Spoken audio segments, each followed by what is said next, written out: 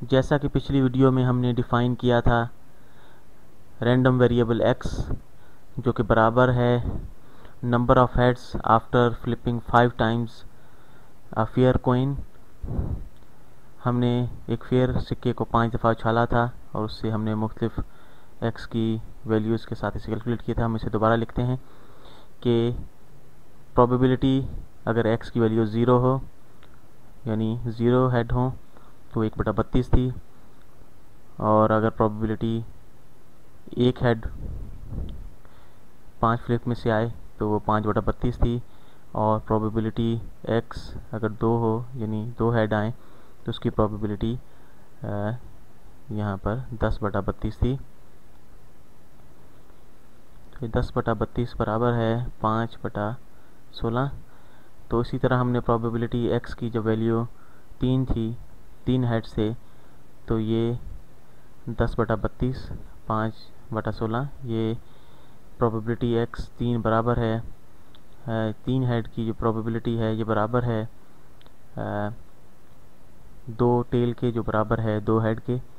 यहाँ पर ये आप समझ सकते हैं। इसी तरह प्रोबेबिलिटी 4 हेड की, तो ये 5/32 जो कि बराबर है 1 टेल के और जो बराबर है 1 हेड के।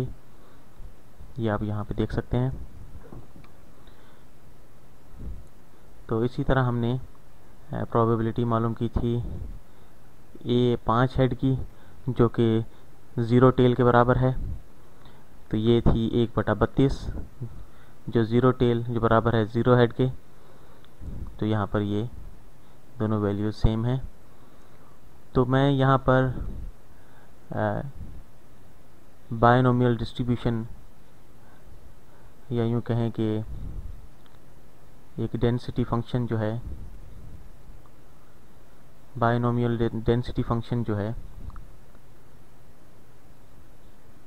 प्रोबेबिलिटी डेंसिटी फंक्शन, ये यहाँ पर बनाता हूँ। तो हम इन तमाम वैल्यूज़ को यहाँ पुट करते हैं। क्योंकि हमने 5 दफ़ा सिक्के को उछाला था तो ये हमारे पास एक डिस्क्रीट वैल्यूज़ हैं कि हमने 5 दफ़ा जो है वो सिक्के को उछाला था, और 5 दफ़ा उछालने पर हमने मुख्तलिफ हेड्स की जो है तादाद वो निकाली थी, जिससे x की वैल्यू, x वेरिएबल की वैल्यू हमने हासिल की थी।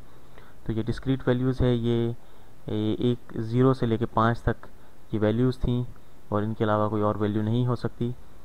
ये इन्फिनिट वैल्यू नहीं है, ये फाइनाइट वैल्यूज़ हैं। तो हम इन्हें यहाँ पे लिखते हैं 0 1 2 3 4 5। ये तादाद है, ये नंबर ऑफ़ एक्सेस हैं। और अब हम प्रोबेबिलिटी इनकी ये नीचे ही लिखी हुई है, ये यहाँ से, तो हम सबसे पहले जो मैक्सिमम प्रोबेबिलिटी है वो लिखते हैं। तो ये है 10/32, तो ये 2 और 3 है, तो इसे हम मैं सबसे ऊंचा बनाता हूँ। यूँ समझें ये और ये 2 और 3 हेड की जो प्रोबेबिलिटी है मैं उसे बनाता हूँ, नहीं मैं इसे ज़रा आपस में मिला के बनाता हूँ। तो ये 2 की प्रोबेबिलिटी है, और यूँ समझें कि ये 3 की प्रोबेबिलिटी है। मैंने इन दोनों को आपस में मिलाया है, और ये बराबर है 10/32। तो हम एक जो है वो 5/32 है, तो इससे आधा है तकरीबन। इसी तरह 4 हेड की जो वैल्यू है वो भी 5/32 है, वो भी इसके बराबर है। तो अब हम 0 और 5 की वैल्यू बनाते हैं, जो 1/32 जो इसका तकरीबन 5वां हिस्सा है। तो ये हमने ड्रा किया, ये ड्राइंग सबसे मुश्किल पार्ट है इसका। तो ये 5 है और ये 4 है, तो यहाँ पर ये हिस्सा जो है ये प्रोबेबिलिटी है 10/32, और यहाँ पर प्रोबेबिलिटी है 5/32, और यहाँ प्रोबेबिलिटी है 1/32। तो ये हमने एक प्रोबेबिलिटी डेंसिटी फंक्शन जो है उसके तहत ये हमने ग्राफ बनाया है।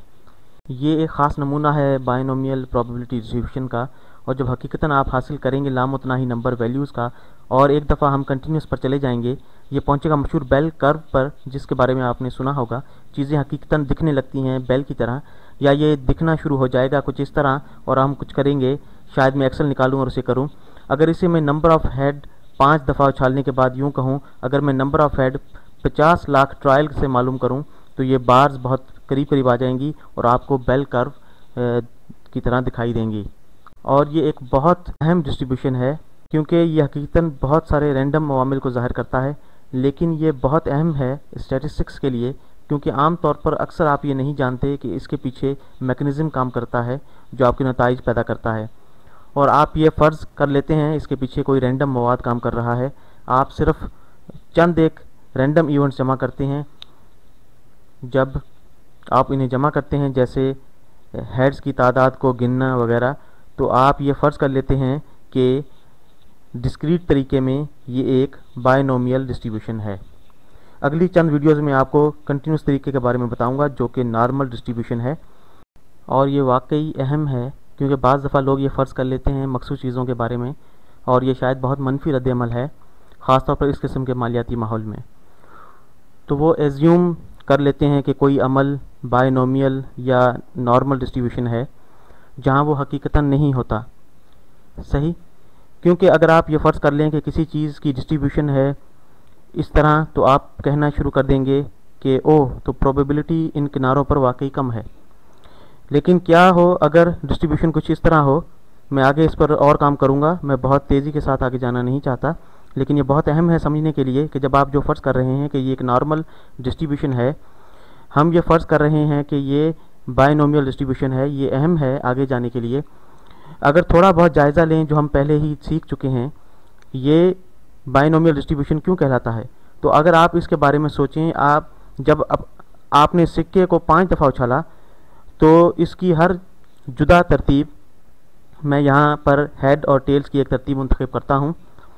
हर हालत या वाक़या या इवेंट हेड्स और टेल्स का, ये उनमें से एक है। हर एक की प्रोबेबिलिटी 32 में से एक है, या 1/32 है एग्जैक्टली। यहाँ पर कुल 32 कॉम्बिनेशन बनती हैं हेड्स और टेल्स की, जिनमें से हर एक की प्रोबेबिलिटी 32 में से एक है। और हमने बुनियादी तौर पर क्या किया था आखिरी वीडियो में, जब हमने कहा था कि क्या प्रोबेबिलिटी है एग्जैक्टली 2 हेड्स आने की, यहाँ पर कुल कितने सर्कमस्टेंसेस हैं या यहाँ पर कितनी परम्यूटेशंस हैं जिनमें 2 हेड्स हैं, और हमने इन्हें गिना और इनमें 10 ऐसी थी जिनमें 2 हेड्स आ रहे थे, और इसीलिए प्रोबेबिलिटी 32 में से 10 थी। और जिस तरह हमने ये मालूम किया, मिसाल के तौर पर हम कहें कि 5 में से एक फ्लिप पहला हेड हो सकती है, और फिर 4 में से एक फ्लिप दूसरा हेड हो सकती है, और अगर हम तरतीब की परवाह न करें और इसे 2 से तकसीम कर दें, तो हमारे पास ये बराबर होता है 5 फैक्टोरियल, या यूँ कहें कि 5 ज़रब 4 जो है ये 5 फैक्टोरियल के बराबर है, और इसे हम तकसीम करते हैं 3 फैक्टोरियल, और फिर जो है हम इसे, ताकि जो डबल काउंट कर रहे हैं उसे ख़त्म करने के लिए हम इसे 2 फैक्टोरियल से तकसीम कर दें। तो प्रोबेबिलिटी x अगर बराबर है n, तो अगर हम इसे जनरलाइज कर लें तो ये बराबर होती है कुछ इस तरह कि 5 फैक्टोरियल, मैं लिखता हूँ इसे 5 फैक्टोरियल बटा n फैक्टोरियल,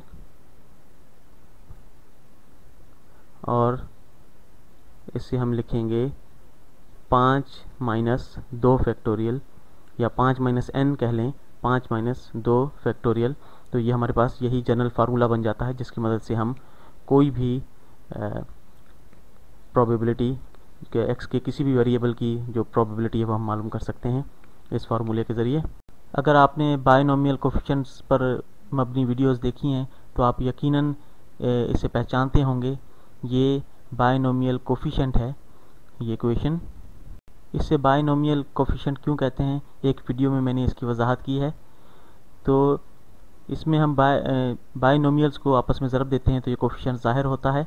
बायनोमियल्स कुछ इस तरह होते हैं कि मेरे पास x प्लस वाई हो और मैंने आपस में ज़रब देना शुरू करूं और उसे मुख्तलिफ पावर्स तक ले जाऊं, तो जो कोफिशिएंट हमें मिलेंगे वो से इसी तरह सेम होंगे, कुछ इसी तरह होंगे। इसे लिखने का एक और तरीका है इख्तिसार में इस तरह, 5 चूज़ n। हम कहते हैं हमारे पास 5 फ्लिप्स हैं और हम 2 चूज़ कर रहे हैं जो कि हेड्स हों, और इस केस में हमारे पास 5 फ्लिप्स हैं और हम n चूज़ कर रहे हैं जो कि फ्लिप्स में से हेड्स हों। तो ये आपको बताएगा कि कितनी मुख्तलिफ परम्यूटेशंस हमारे मायार पर पूरा उतरती हैं, और फिर हम कहें कि इनमें से हर एक की क्या प्रोबेबिलिटी है, तो हम इसे 1/32 से ज़रब देंगे। तो इसीलिए ये बायनोमियल डिस्ट्रीब्यूशन कहलाता है। हर एक कीमत प्रोबेबिलिटी की हर एक रैंडम वेरिएबल के लिए आप मालूम कर सकते हैं बायनोमियल कोफिशिएंट्स इस्तेमाल करते हुए।